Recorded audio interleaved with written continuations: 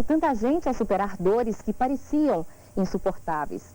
No dia 30 de junho, o Brasil perdeu o líder carismático de uma doutrina sem hierarquia. Neste programa, você vai conhecer um pouco mais de Chico Xavier, o mineiro que dizia conversar com os mortos, mas que se preocupava mesmo com os vivos. O ano era 1910, o lugar, interior de Minas. Uma cidade de apenas 5.000 habitantes ganhou um menino que se tornaria um homem admirado por milhões de pessoas. Francisco Cândido Xavier, filho de João e Maria de Deus. A mãe ele perdeu aos 5 anos. Começava o sofrimento. Chico passou a viver com a madrinha, mulher severa. As primeiras mensagens vieram da mãe, depois que ela morreu. A vida vai ser muito difícil, Chico, muito dura. Eu aprendi desde muito cedo a venerar nosso Senhor Jesus Cristo na fé que minha mãe me transmitiu desde os 2 anos de idade. Aprendi a considerar Jesus como sendo nosso Senhor e Mestre. Quando o pai se casou de novo, Dona Cidália quis reunir todos os filhos. Eram 9 do primeiro casamento, depois 6 do segundo. O menino que conversava com espíritos era tido como louco. Meu pai não concordava com as minhas informações sobre vozes que eu ouvia.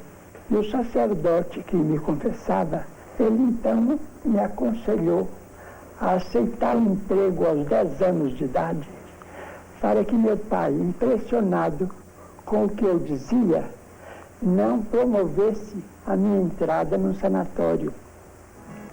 Eu me entreguei numa fábrica de tecidos aos 10 de idade. Como eu trabalhava no meio de muito algodão, o algodão afetou os meus pulmões. Chico Xavier foi católico até os 17 anos. Nessa idade, fundou o primeiro centro espírita de Pedro Leopoldo. No começo, as reuniões do Centro Luiz Gonzaga eram na casa da família do médium. Na pequena cidade de Pedro Leopoldo, Chico Xavier tinha um refúgio. Gostava de vir a esse açude em busca de sossego para rezar. E foi aqui que, numa tarde, ele teve a primeira visão de Emmanuel, um mentor espiritual. Você está mesmo disposto a trabalhar na mediunidade com Jesus? O senhor acha que eu tenho condição de assumir esse compromisso? Sim, perfeitamente. Chico Xavier tinha 21 anos. O homem que só terminou o primário recebeu a primeira missão, escrever 30 livros. Ao longo da vida foram mais de 400, traduzidos em várias línguas. Entre as mensagens, algumas que só poderiam ser lidas no espelho. Ele preparou a família para a morte de uma irmã que nem estava doente. De manhã ele nos chamou e falou assim: olha, vai morrer uma pessoa da família. Eu quero que vocês respeitam, que vê que isso é uma coisa que acontece com todos.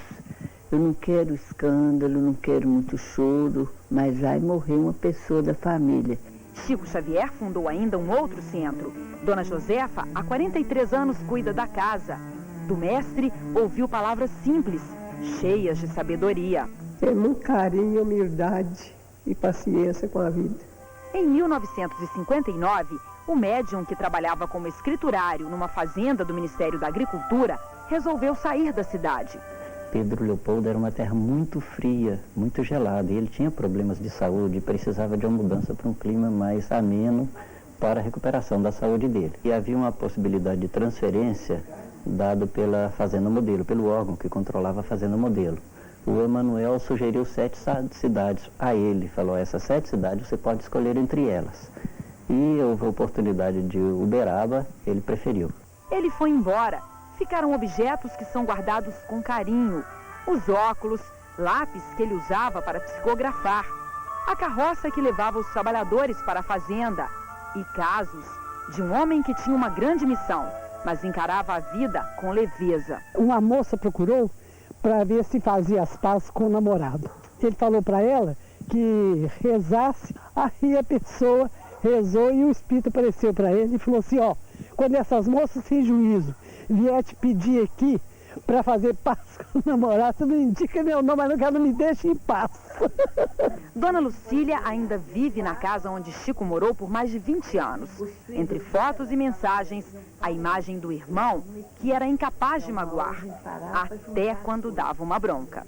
Quando precisava de passar pito na gente, falar qualquer coisa, ele falava. Sabia falar, né? Porque a gente é grosseiro às vezes. Ele sabia falar com amor.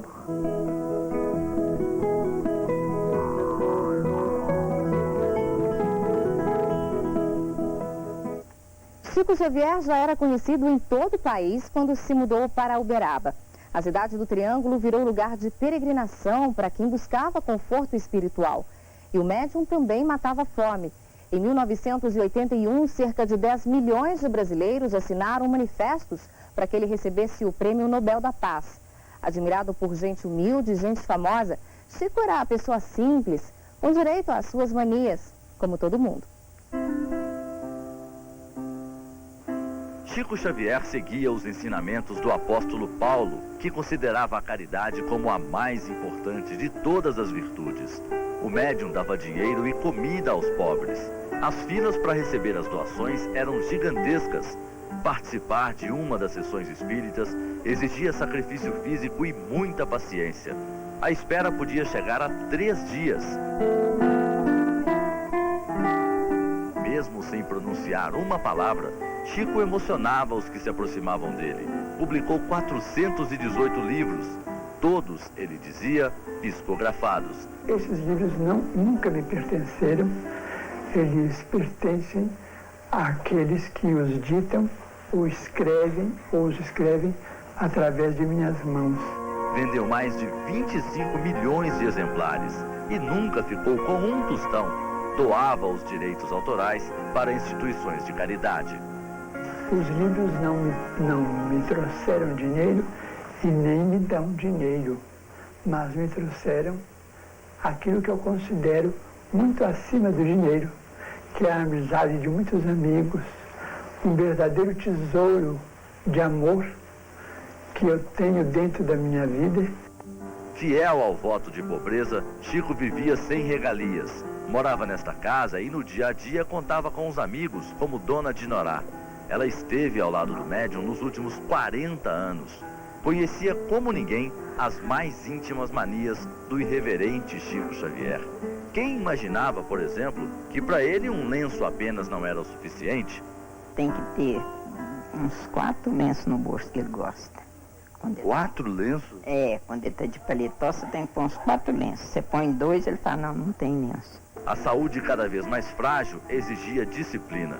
Chico tomava 12 comprimidos todos os dias, não aceitava atrasos na hora de receber os medicamentos e de vez em quando quebrava a rotina fazendo um brinde com os mais próximos. E ele toma um vinhozinho de vez em quando? Toma uma colher de sopa.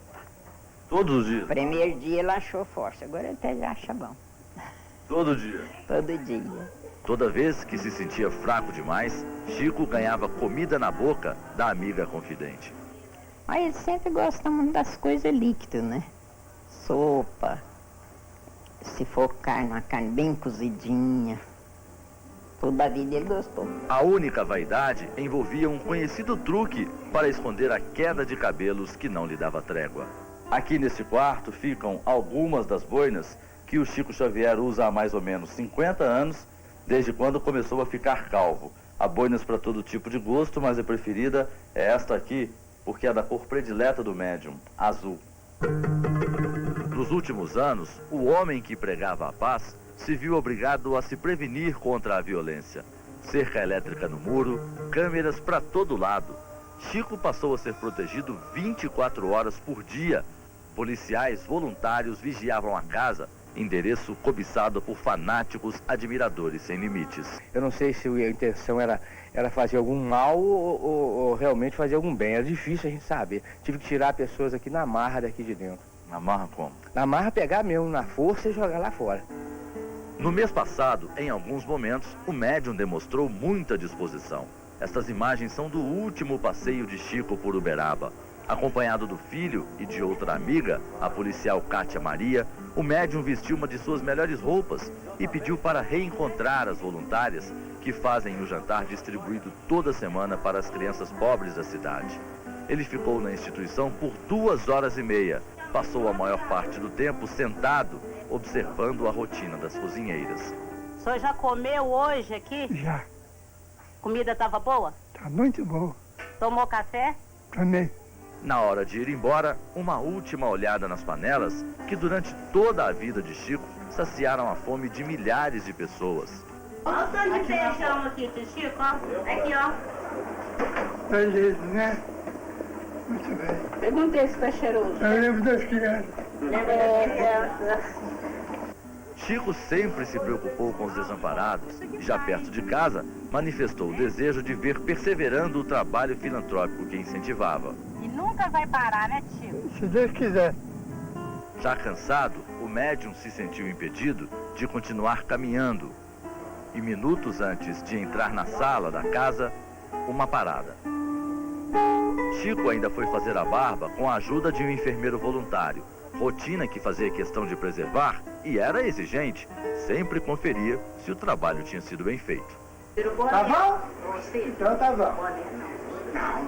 Mas a mais impressionante de todas as imagens da privacidade de Chico Xavier é a do quartinho que ele escolheu para viver. Um lugar minúsculo para uma bondade tão grande.